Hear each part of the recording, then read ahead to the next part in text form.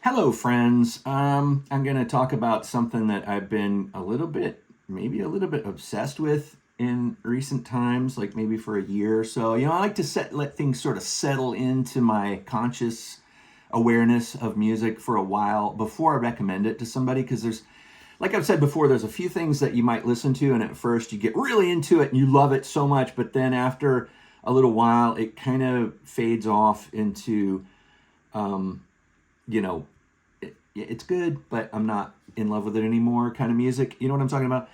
But there's some music that stays with you and you feel like, okay, I'm going to carry this with me for a while now, and you go over a certain threshold and you're like, okay, now it's safe to recommend this to people. And some of the stuff is tricky because sometimes I recommend things to people and they listen to it and then they're like, that face.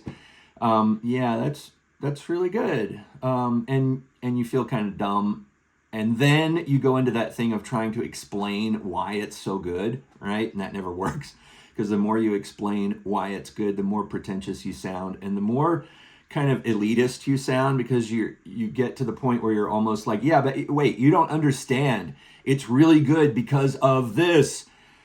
So there's music like that, right? We all have had that experience of playing somebody something and they didn't respond to it. But I think there's a musician in the neighborhood here actually who I really like and I think produces really good quality material consistently, and it's not as known as I feel like it should be. But then when I think about it, I'm like, well, yeah, because a lot of people probably don't want to be challenged in this way because there's a lot of crazy time signature stuff, and it's kind of jazzy, it's kind of progressive, it's kind of funky. It's like funk jazz prog, and I'm going to tell you what I'm talking about. It's Lewis Cole.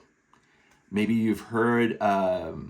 I totally recommend that you go onto the internets and search on your YouTubes for Lewis Cole. And there's a series of videos that he does that appear to have been done live. I mean, recorded live.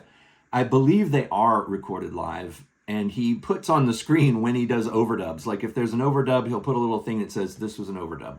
But everything else is evidently live. His band, the musicians that he has with him are just impeccable. They're so good. The bass player, this guy named Sam Wilkes, and Mono Neon is another one. And then there's a couple of other people that he brings in to play, and they are so jazzy, so funky, and they rock too. And Lewis Cole plays drums in general. Sometimes he'll play keyboards. He's equally good at all things, it seems.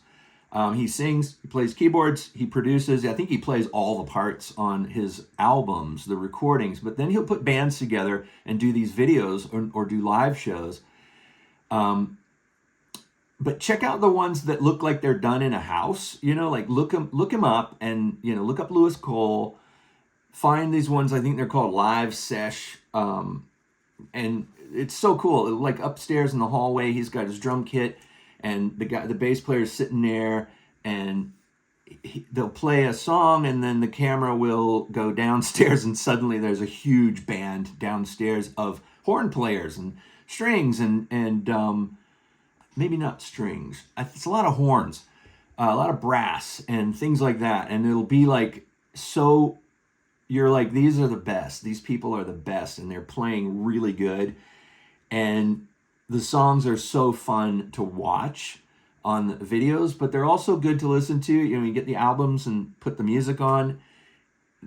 Obviously, the ones on the live videos sound a little different than the ones that are on the album, but it's also good. It's good progressive funk, jazz, fusion, pop. The melodies are beautiful, often just beautiful melodies. There's also a lot of humor in there. Some people have compared him to Frank Zappa, which I think is apt. Sometimes the humor bridges starts to cross the bridge into undermining the seriousness of the song in my opinion, although it's kind of grown on me. At first I was like, oh no, it's a funny song, oh no, but actually the funniness of it is a part of it, and that's what he is, and he is a funny person, and the songs are funny. But you know that with all humor, it's funny the first time, then the second time it's a little funny, and then as you keep going, it gets less and less funny. Then you kind of wish it wasn't funny anymore. It wasn't trying to be funny. Anyway, that's the only tiny gripe. It's a nitpick. It's not, ignore that. There's a song that he does called Weird Part of the Night, which, look that up, Lewis Cole, Weird Part of the Night, where he's basically just doing this weird baggy pants, hammer time dance through the nighttime streets of this neighborhood that I live in, which is kind of funny because I'm like, I know where that is. I know where that is. Ooh, I know where that is. And it's hilarious because he's talking about how he's inspired in the weird part of the night. And so he's out in the streets. Obviously, it's like they just shot it with a phone or something, but they're walking in front of the grocery store, the market, and he's just doing this weird rubber leg dance, and it's so funny. And recently, more recently, not like yesterday, but somewhat recently, he got together with some orchestras, like big bands, Norbotten, I think, big band and orchestra, and he did a series of shows. Look these up too. They're awesome. I think the band actually the orchestra liked his music and said, let's compose together, or you compose things for our orchestra and we'll perform them with you. Whatever happened, I don't know, but it's an amazing combination of orchestral players, musicians, and his style of this kind of unpretentious, really tight, strange time signature jazz funk pop that I've been talking about. In that context, it makes those songs epic. They become magnificent, and you really get to hear the melodies, these beautiful melodies. It starts off with an orchestral blast that I think is an homage to Telemann, the composer. To me, that first chord that is played is almost like da-dum, and then it goes into all this music. The album that I'm talking about is called Nothing, and Lewis Cole, it's a double album, and it's on awesome white vinyl, my version.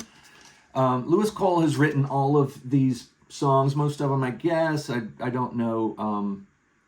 This is the Metropole, Lewis Cole with the Metropole Orchestra and Jules Buckley. So this is the orchestra that you see along the bottom. In the videos, they're all wearing like skeleton suits. So kind of cool for Halloween if it's not too late. But I very highly recommend this album. I recommend that you go on YouTube and check out the videos that I've been talking about. I sort of like rave about these videos to my friends. I make them sit down and watch them. And a few of my friends have actually responded well to that tactic, which doesn't happen all the time. But I don't want to be the guy that's saying, no, listen, I know you don't like the Grateful Dead, but you just got to sit down and listen to them for like 4 hours and then you will love them. I don't want to be that guy. So I just sort of plant the seed and then I kind of let it go. I hope. Maybe some people think that I'm not like that. But anyway, I highly recommend Lewis Cole. Look up the videos. Just about everything that he's done is really good. A lot of it's funny. And he also has another I hesitate to call it a side project because I feel like his other project to me is I like more than the straight Lewis Cole stuff, but then I love everything. I love it all equally, I think. But he has another incarnation.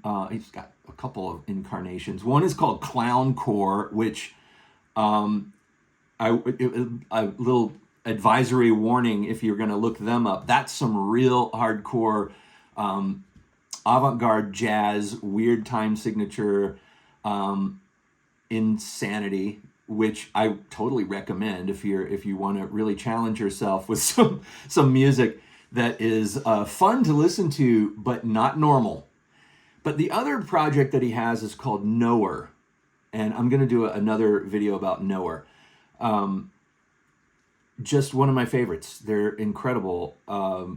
Beautiful harmonies, beautiful melodies, beautiful chord changes, still with the kind of the slightly humorous approach to music that could otherwise be, I mean, if they didn't add the humor to it, it might be a little bit pretentious or elitist, kind of like prodigy jazz or whatever, where everybody is just showing off their chops and stuff. They don't come across like that at all, even though they have amazing chops and they're playing stuff that you have to rewind. If you're a musician, I think you'll really appreciate a lot of what you're seeing. And if you're not, you will too. But I love it all. But anyway, Lewis Cole, check out Lewis Cole. Go on the internet. There's tons of videos. It goes way back to years ago and to more recently. They're still out there playing. They're doing gigs. I feel like they're constantly on the road somewhere, either as their sort of stripped down band or in these orchestral settings or these big band settings. They have another group that's with a big band with the kind of, trombones and saxophones and things. Just amazing stuff. Check it out. I love it. Highly recommend it. Give it a chance. Listen to it a few times. Give it a chance. And I'm going to probably talk some more about it because I want to go into some of the other albums of his. But anyway, check it out. And thanks for listening. And I'll talk to you again real soon.